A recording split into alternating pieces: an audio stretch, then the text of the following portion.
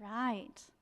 Get those special baskets of offering to go help children like you in Africa not just have food and clothes and a bed to sleep in, but help them learn how to be missionaries for Jesus.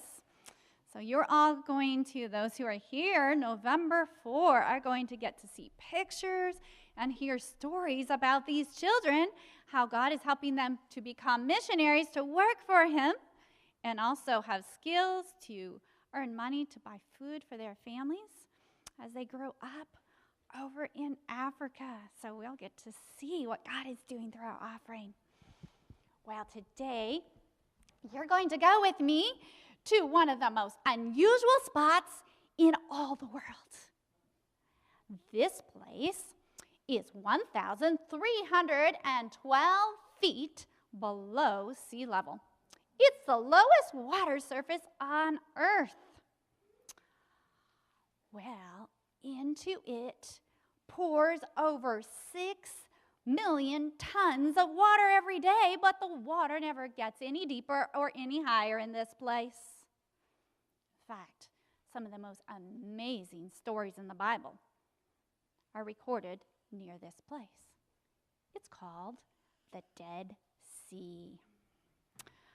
The Dead Sea is amazing.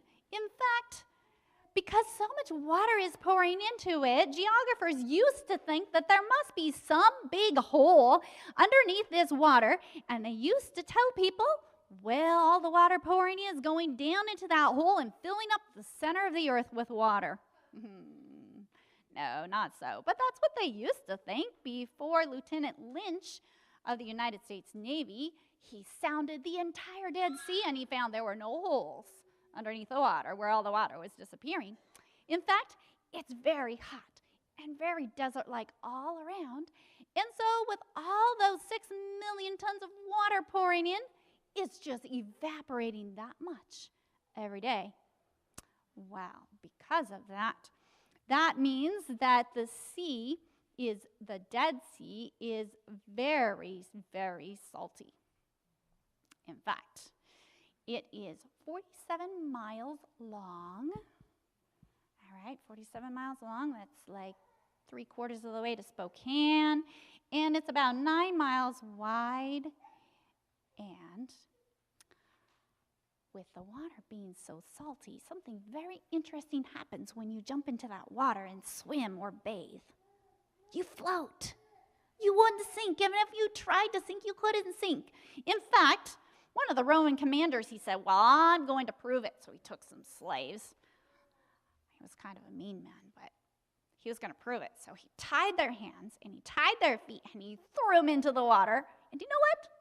They didn't drown. They just floated even though they couldn't swim one little bit. So with all these minerals, because as water evaporates, the minerals condense. There's lots of good minerals in it. In fact, one of the most concentrated minerals in the Dead Sea is potash. Now, Mommy and Daddy who grow gardens, they will know that potash is one of the best fertilizers. And that's how we on our farm grow great, big, sweet, juicy strawberries. It's because we give them potash. Well, there is enough potash to fertilize the entire world for 2,000 years in the Dead Sea. God has lots of reserves there. There's even more reserves of really good things. Now, these are great big numbers. We can't even wrap our minds hardly around them, but there's 22 billion tons of magnesium chloride, 12 billion tons of common salt. There's 6 billion tons of calcium chloride, 2 billion tons of potassium chloride, and magnesium, and the list goes on. Those are very valuable. And so, the value of all the good chemicals that can be used from the Dead Sea, do you know how much money it all equals? Well, I had to count the zeros. $1,270 billion. That's pretty valuable.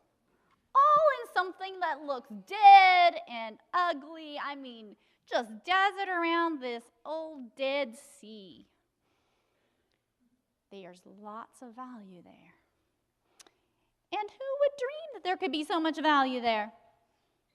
And so, it's kind of like that with us. God estimates your value above that of sparrows. He says you weren't redeemed with corruptible things, but with incorruptible, with the blood of Jesus. You are so valuable to him. Immeasurably valuable, more valuable than all those good things in the Dead Sea. That's what he sees in each one of you. And you know what? He has a special work for you. He wants you to see others with the same value that he sees them. He wants you to look at others, other little children, maybe who are not so happy and not so nice. He wants you to see that they're his children too. And when you see that they're of value to Jesus, are you going to want to help them experience Jesus' love and care and forgiveness and to get on the path to heaven? Yes, he loves you, you're valuable to him, and he wants you to see others with the value that he places upon them too. So remember how valuable you are and everyone around you is to Jesus. And it will inspire you to work for Jesus like you've never worked before. You can go back to your seats.